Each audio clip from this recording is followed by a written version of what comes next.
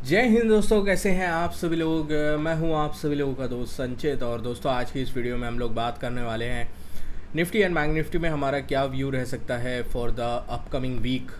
कुछ important news जो global markets और हमारे बाज़ारों के लिए निकल के आ रही हैं, किस तरीके से उनका इम्पैक्ट हमारे बाज़ारों के ऊपर देखने को मिल सकता है, सारी चीज़ें इस वीडियो में डिस्कस करने वाले हैं।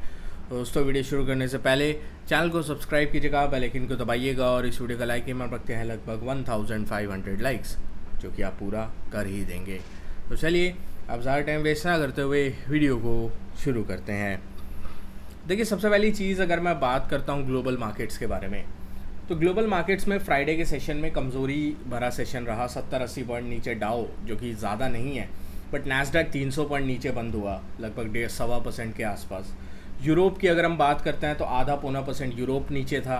अगर मैं एशिया की बात करता हूँ तो एशिया पॉजिटिव ही बंद हुआ था, अपार्ट फ्रॉम जापान, जो कि जापान में एंड में काफ़ी अच्छी सेलिंग आई थी, क्योंकि उनका जो डेलीगेशन था, जापानीज़ डेलीगेशन फॉर टैरिफ, वो वाइट हाउस जाने के लिए तैयार नहीं रहा। मतलब वाइट हाउस की जो उसकी मीटिंग थी वो उसने कैंसिल कर दी। इस वजह से जापान में अच्छी खासी सेलिंग जो है वो टैरिफ रिलेटेड चीज़ों की वजह से आई। अब ये सारी सेलिंग, ये सारी चीज़ें डेटा की वजह से आई। यूएस का जो कोर पीसी नंबर था वो एक्सपेक्टेशन के बराबर ही था, ऐसा कुछ एक्सपेक्टेशन में बहुत बड़ा सरप्राइज़ आया नहीं।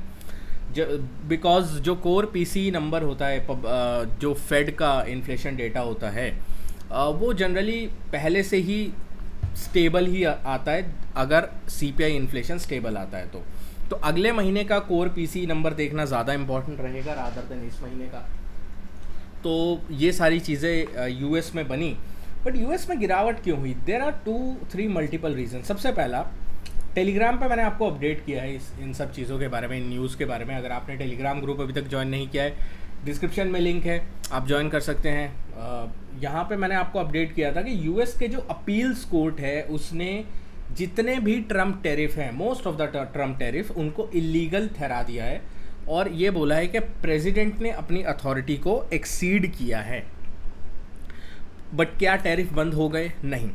यूएस के अपील्स कोर्ट ने टैरिफ के ऊपर रोक लगाने के लिए मनाही करी है। ठीक है, उन्होंने बोला है कि भाई टैरिफ जो है इलीगल है, बट डोनाल्ड ट्रंप जो है इसको सुप्रीम कोर्ट में अपील कर सकते हैं। अब सुप्रीम कोर्ट का क्या फंडा है? सुप्रीम कोर्ट में जो जजेस होते हैं वो जनरली प्रेसिडेंट के द्वारा बैठाए जाते हैं। ठीक है, और सुप्रीम कोर्ट में डोनाल्ड ट्रंप के पास अथॉरिटी है, बहुमत है। इस वजह से ज़्यादा कुछ पॉजिटिव रिएक्शन क्रिप्टोज़ वगैरह में भी अभी तक देखने को नहीं मिला इस फैसले के बाद। अगर आप क्रिप्टो को देखें, हाँ, हालांकि लोअर लेवल से अच्छा खासा रिकवर हुआ है, लगा 1000-1200 पॉइंट की एक रिकवरी आई है, बट ऐसा कोई वर्टिकल अपसाइड का मोमेंटम जो है लगभग $4-5 हज़ार का जैसा आता इस पॉजिटिव खबर पे, ऐसा अभी तक आता हुआ दिखाई दे नहीं रहा है। तो ये एक तो यूएस की एक खबर। दूसरी खबर जो यूएस की है, जो कि वाइड स्प्रेड, अब यूएस के ट्विटर, अगर आप यूएस ट्विटर पे जाएंगे तो वहाँ पे आपको दिखाई देगा यूएस की न्यूज़ में कि डोनाल्ड ट्रंप की तबीयत जो है उसको ख़राब होने को लेकर बहुत सारी चर्चा चल रही है। उसके बाद कल जेडी वांस की तरफ से बयान भी आ गया कि अगर डोनाल्ड ट्रंप की तबीयत ज़्यादा ख़राब होती है तो मैं स्टेप इन कर लूँगा, मतलब I will be the new president अगर डोनाल्ड ट्रंप की तबीयत ज़्यादा ख़राब होती है तो उस चीज़ को लेकर बहुत सारे स्पेकुलेशन इस वक्त सोशल मीडिया पे चल रहे हैं। जैसा मैंने डाला कि अभी तक कोई भी वेरीफाइड इन्फॉर्मेशन नहीं है कि डोनाल्ड ट्रंप की तबीयत ख़राब हुई है बहुत ज़्यादा, ऐसा कुछ भी वेरीफाइड इन्फॉर्मेशन नहीं है, बट स्पेकुलेशन एंड रूमर्स बहुत ज़्यादा इस चीज़ के चल रहे हैं। तीसरा और सबसे बड़ा पॉजिटिव जो हमारे बाज़ारों के लिए है वो है इंडिया की जीडीपी। इंडिया की जीडीपी इस क्वार्टर में 7.8% आई। एक्सपेक्टेशन थी अराउंड 6.6% की, तो एक्सपेक्टेशन से 1.2% ज़्यादा जीडीपी आई है। अब इस बात पे मुझे पता है बहुत सारे लोगों को सवाल आएंगे कि पर कैपिटा जीडीपी कितनी है, जीडीपी का साइज़ कितना है। अब उन लोगों को देखो भाई, हर चीज़ से दिक्कत हो, जिसको दिक्कत करनी है वो दिक्कत लेगा, बट 6.6% की जीडीपी का अगर एस्टिमेट था, उसके बदले अगर 7.8% की जीडीपी आई है, then that is a very positive for specially markets, क्योंकि इसके बाद हो सकता है जो सेलिंग आ रही है उसमें हॉल्ट होता हुआ दिखाई दे। मैं ये नहीं कह रहा कि सेलिंग जो आ रही थी ये एकदम से रुक जाएगी, क्योंकि आपको पता है लास्ट वीक हमारा क्लियर कट नेगेटिव व्यू था।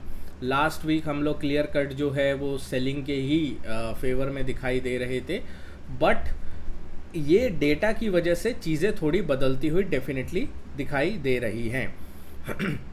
अगर हम बात करते हैं एक और इंटरेस्टिंग चीज़ की, आप निफ्टी के स्पॉट एंड फ्यूचर्स में देखिए, क्या ये खबर पहले से ही किसी को थी, इस चीज़ की भनक थी, वी डोंट नो, बट ऐसा लग रहा है। क्योंकि अगर आप निफ्टी के स्पॉट को देखते हैं तो केवल 70 पॉइंट नीचे है, निफ्टी का फ्यूचर 60 पॉइंट ऊपर बंद हुआ है भाई। मतलब जो प्रीमियम जो है फ्यूचर में था वो काफ़ी हाई चल रहा है। बैंक निफ्टी का फ्यूचर जो है 240 पॉइंट ऊपर बंद हुआ है, इसका मतलब बैंक निफ्टी का जो प्रीमियम है वो इस वक्त 400 पॉइंट का हो गया है। निफ्टी का प्रीमियम लगभग जो है वो 150 पॉइंट का हो गया है। तो इतने हाई प्रीमियम्स जो हैं वो फ्यूचर में चल रहे हैं, इसका मतलब काफ़ी ज़्यादा फ्यूचर्स में पोजीशन बनाई गई है ऑन द लॉन्ग साइड। अब इसमें डर ये भी रहता है कि अगर पोजीशन कटने पर आई, ठीक है, अगर कटाई हुई तो काफ़ी अच्छी सेलिंग जो है वो हम लोगों को देखने को मिल सकती है। इस चीज़ का भी अपने को ध्यान रखना है। तो लेवल्स के ऊपर अब हम बात करेंगे। सबसे इम्पॉर्टेंट लेवल जो हम लोगों ने डिस्कस किया था ओवर द लास्ट वीडियो वो था 24,460 450 का। अभी भी अगर गैप अप होता है और गैप अप आप 24,450 460 के ऊपर खुलते हैं, तभी हम इस गैप अप को पॉजिटिवली लेंगे।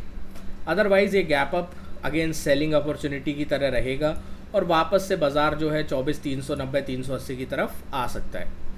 पर जब तक 24,450 460 के ऊपर यह बाज़ार है, तब तक पॉजिटिविटी का चांस बना रहेगा। ऑन द अप साइड में 24,540 पहला टारगेट, 24,580 दूसरा टारगेट और 24,670-80 बड़ा टारगेट दिखाई देता है ऑन द अप साइड में। बैंक निफ्टी की बात करते हैं। बैंक निफ्टी अगेन वीक है, स्ट्रेंथ नहीं दिख रही है। जब तक 53,900 के ऊपर नहीं निकलता, सेल ऑन राइज बैंक्स में बना रहेगा। 53,900 के ऊपर निकलेगा, बाय ऑन डिप्स की स्ट्रैटेजी होगी। तो पिवट लेवल अगर आप बैंक निफ्टी का ढूंढ रहे हैं, खोज रहे हैं, तो वो 53,900 है। 53,900 के ऊपर अगर आप हैं तो ठीक है, स्ट्रेंथ है। 53,900 के नीचे अगर आप हैं तो वीकनेस है। इस चीज़ का अपने को ध्यान रख के चलना है। तो ये इम्पॉर्टेंट रहेगा फॉर अस। अगर मैं बात करता हूँ सेंसेक्स की, अब खैर सेंसेक्स की एक्सपायरी तो थर्सडे को होगी। मेन एक्सपायरी जो होगी वो होगी निफ्टी की, जो कि ट्यूसडे को होगी। सेंसेक्स की अगर हम बात करते हैं तो 79,700 का एक क्रिटिकल सपोर्ट था। यहाँ पे मार्केट ने एंड में सपोर्ट लेने की कोशिश करी, 3 बजे के मूव में भी इस सपोर्ट को नहीं तोड़ पाया सेंसेक्स के अंदर। तो एक क्रूशल सपोर्ट है 79,700 का। 79,700 के नीचे अगर सेंसेक्स जाता है तो बड़ी सेलिंग आ सकती है towards the target of 79,400 450। But जब तक इसके ऊपर है ठीक है। 80,000 का एक पिवट लेवल है। अगर 80,000 के ऊपर ये गैप अप करता है मंडे के सेशन में, तो देखना होगा कि 80,000 का जो लेवल है वो एज अ सपोर्ट एक्ट करता है या नहीं। अगर 80,000 का level as a support act करता है तो एक अच्छा खासा momentum towards the target of 80,300 325 मिल सकता है। इसके ऊपर हम लोग डेफिनेटली नज़र रख के चल सकते हैं। दोस्तों आशा करता हूँ वीडियो आपको पसंद आई होगी। वीडियो पसंद है वीडियो को लाइक कीजिएगा। मिलता हूँ आपसे नेक्स्ट वीडियो में। Thank you so much for watching guys. जय हिंद, वंदे मातरम।